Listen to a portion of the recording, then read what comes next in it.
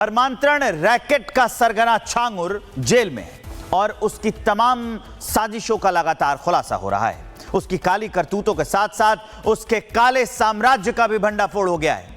वहीं सूत्रों के अनुसार खबर है कि छांगुर और उसके सहयोगी नवीन रोहरा को ईडी हिरासत में लेकर पूछताछ करेगी।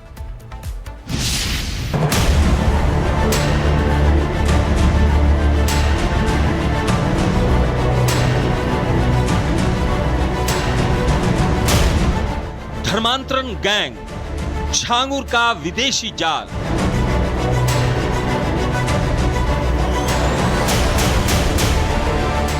उत्तर प्रदेश का वो चेहरा जिसकी पोल खुलते ही देश भर में हड़कंप मच गया है।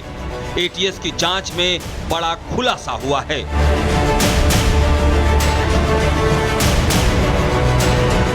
छांगुर ने धर्मांतरण की एक ऐसी इंडस्ट्री खड़ी कर दी जिसका नेटवर्क सिर्फ यूपी नहीं बल्कि दुबई, शारजाह और नेपाल तक फैला हुआ है।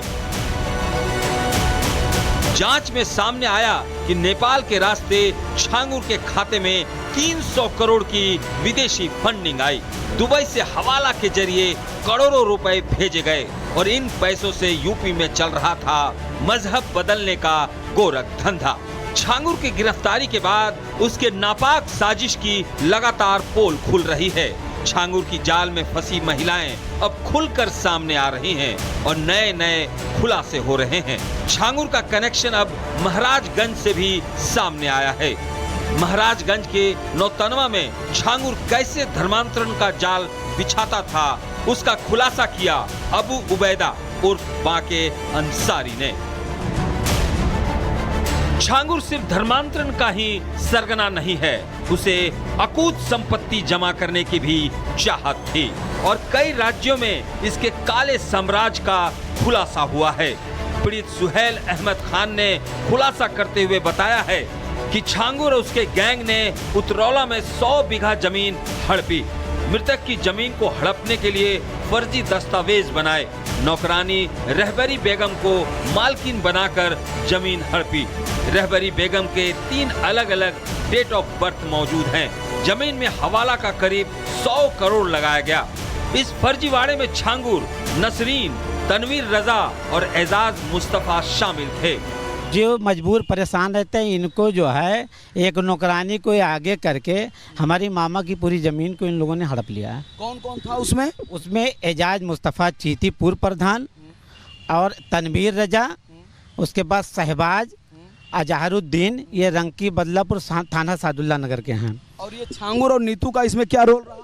छांदू और रिंकू का ये ज़मीन ये ज़मीन है जो हवाला के जरिए उस नौकरानी के खाते में ना आ करके इस नौकरानी जो रहबरी बेगम है, ये कहाँ की रहने वाली? ये रंकी बदलापुर की रहने वाली है। हाँ, सादुल्ला नगर की। अच्छा। हाँ, तो क्या हुआ है इसमें ये नीतू और छांगुर ने भी इसमें गेम किया? हाँ, इसमें नीतू का पैसा लगा हुआ है। पैसा कहाँ से आया है? ये पैसा तमिलनाडु से आया है। कल रिमांड खत्म होने के बाद छांगुर और नसरीन को जेल भेज दिया गया है।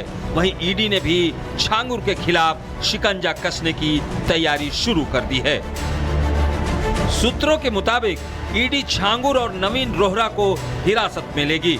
अवैध कब्जा को लेकर दोनों से भी पूछताछ हो सकती है।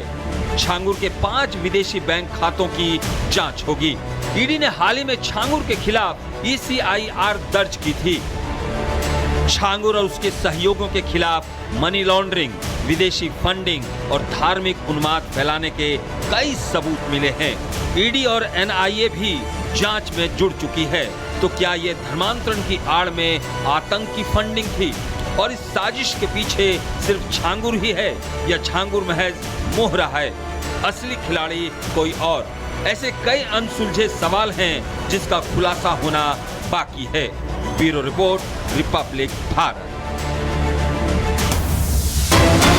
अब आपको बताया, अवैध धर्मांतरण मामले में बड़ी कार्रवाई की गई है, जहां उत्तर प्रदेश के 12 और महाराष्ट्र के 2 ठिकानों पर ईडी ने छापेमारी की है। छांगुर को लेकर के ईडी का ये एक्शन अब तेज होते हुए दिखाई दे रहा है। छांगुर के ठिकानों पर ईडी ने रेड कर दी है। कई ठिकानों पर ये रेड की गई है, जिसमें उत्तर प्रदेश के 12 ठिकाने हैं, महाराष्ट्र के 2 ठिकाने बताए जा रहे हैं। ईडी की रेड अब इसलिए भी हो रही है, जरूरी भी हो जाती है कि 500 करोड़ के रुपए का जो लेन देन की बात सामने आ रही है, आखिरकार वो किस तरीके से हुई है, नेपाल के बॉर्डर तक किस तरीके से खाता खोले गए थे, ये तमाम ऐसी बातें हैं जिसका जिक्र पहले से ही किया जा रहा था, शुरुआत से ही। और अब ऐसे में जब जिक्र हुआ है तो छानबीन भी हो रही है। और आपको बताएं कि सुबह से ही ईडी ने रेड करना शुरू कर दिया है। उत्तर प्रदेश में 12 ठिकानों पर ये छापेमारी हुई है। वहीं दूसरी तरफ महाराष्ट्र में भी 2 ठिकानों पर छापेमारी की गई है। धार्मिक परिवर्तन और हवाला लेन देन से जुड़ा हुआ है ये पूरा मामला, जिसमें ईडी की तरफ से अब ये कार्रवाई की जा रही है। जतिन, हमारे सहयोगी इस खबर को विस्तार देने के लिए हमारे साथ जुड़ गए हैं। कौन कौन से ठिकानों पर रेड की जा रही है और अब तक क्या क्या मिला है? बिल्कुल, देखिए ईडी ने इस पूरे मामले में ECIR दर्ज की थी और अभी तक की जांच में सामने आया कि तकरीबन 50 करोड़ रुपए का जो ट्रांजैक्शन है वो छंगूर बाबा और उसके अकाउंट के जरिए किया गया था।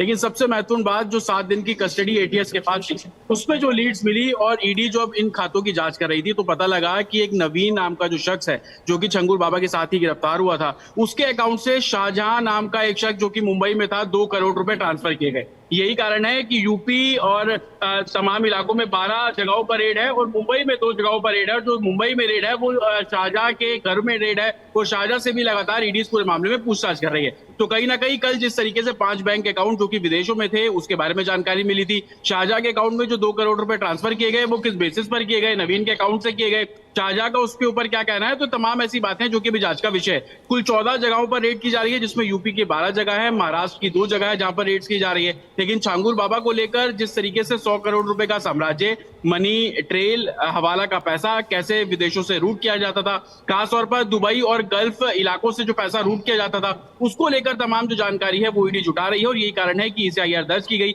ये भी जानकारी मिल रही है कि आज रेड के दौरान जो भी सबूत इकट्ठे होंगे उन सबूतों को रिमांड नोट के तौर पर पेश किया जाएगा, ताकि ईडी छांगुर बाबा और नवीन दोनों की कस्टडी ले सके, ताकि 5 बैंक अकाउंट जो कि विदेशों में है उसके बारे में जानकारी जुटाई जा सके। कौन फंडिंग कर रहा था, इसका बैक चैनल कौन से हैं, किस रूट से पैसा आया करता था और उस पैसे का इस्तेमाल कहां कहां किया जाता था। ये तमाम ऐसे सवाल हैं जो कि अभी जांच का विषय बने हुए। लेकिन अभी 14 जगहों पर रेड की जा रही है, जिसमें बलरामपुर खुद शामिल है। बलरामपुर वो जगह जहां पर ये साम्राज्य खड़ा हुआ, जहां पर छांगुर बाबा का बहुत बड़ा वर्चस्व था।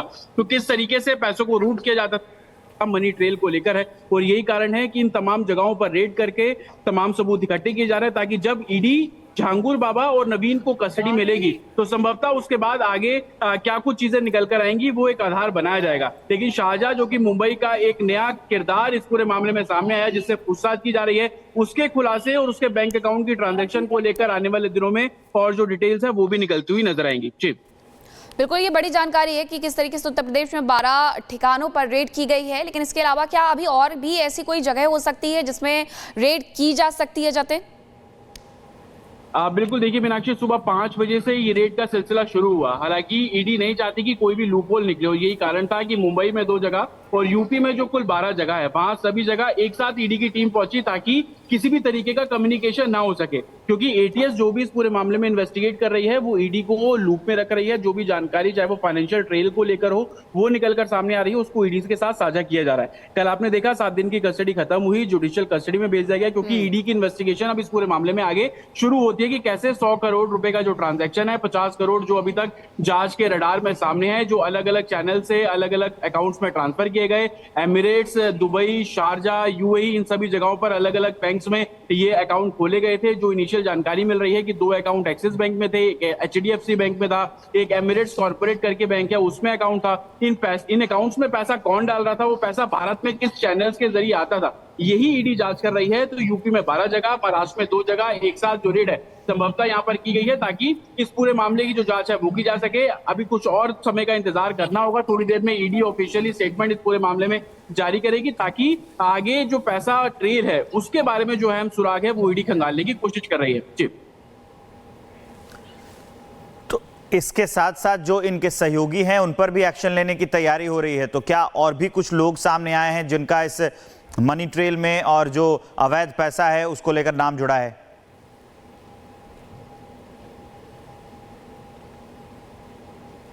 बिल्कुल देखिए, क्योंकि मनी ट्रेल को लेकर नवीन एक सबसे बड़ा किरदार है। नवीन इस लिहाज से भी किरदार बड़ा है क्योंकि बाबा का जितना भी पैसा था, झांगुर का जितना भी पैसा था, वो इस मनी ट्रेल के जरिए नवीन ही रूट करता था। नवीन अलग अलग बैंक अकाउंट में, जिस तरीके से मुंबई के शाहजहां का किरदार सामने आया, उसको किस बेसिस पर पैसा दिया जाता था और इस पैसे का इस्तेमाल दरअसल होता कहाँ था। ईडी दोनों पहलुओं पर जांच कर रही है। एक कि पैसा किस चैनल से इन झांगुर बाबा और उसके समर्थकों के पास आता था, दूसरा उस पैसे का इस्तेमाल कहां कहां किया जाता था, क्योंकि गाजियाबाद, मेरठ, यहां तक झांगुर बाबा का जो जाल है वो फैला हुआ था। झांगुर बाबा ठीक है किस तरीके जतिन, से आपके यहाँ पास के